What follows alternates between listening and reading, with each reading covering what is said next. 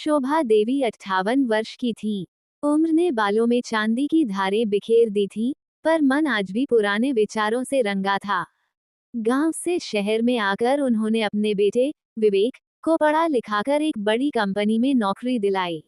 अब जब विवेक की शादी हुई तो शोभा देवी को उम्मीद थी कि उनकी बहू भी उन्हीं की तरह घर परिवार में रमने वाली, आज्ञाकारी और घरेलू होगी। लेकिन बहू आरती थोड़ी अलग थी। वह पढ़ी लिखी, आत्मनिर्भर और स्पष्ट बोलने वाली लड़की थी।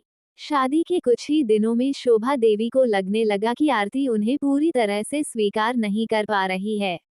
आरती को ऑफिस जाना होता था, इसलिए वह जल्दी जल्दी घर के काम निपटाती, जिससे कई बार कुछ चीजें छूट जाती।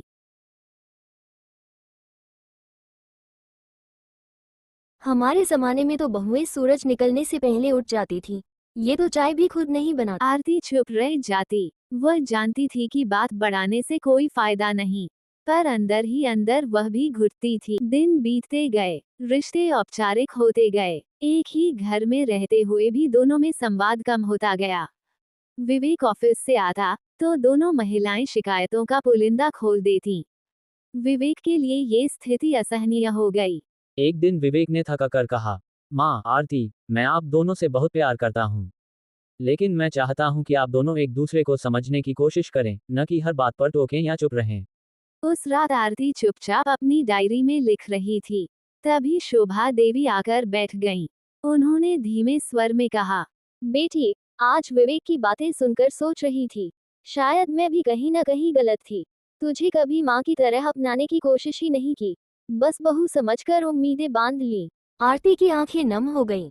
उसने कहा, नहीं मम्मी जी, गलती मेरी भी थी। मैंने भी आपको पुराने ख्यालों की मानकर दूरी बना ली। हम दोनों के बीच शायद संवाद की कमी थी। एक दिन आरती ने कहा, मम्मी जी, आप अपनी पुरानी रेसिपी वाली किताब क्यों नहीं निकालती?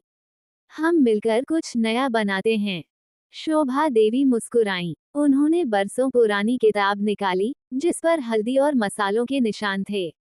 माँ बेटी ने मिलकर एक शानदार पकवान बनाया। घर महक उठा। विवेक ने कहा, आज तो घर में माँ के हाथों की खुशबू और पत्नी के प्यार का स्वाद एक साथ है। अब दोनों मिलकर त्योहार मनाती, पड़ोस की औरतों से गप्पे लड़ाती, मंदिर जाती और कभी कभी एक दूसरे की शिकायत भी करती। मगर अब शिकायतों में भी आरती की माँ बीमार हो गई।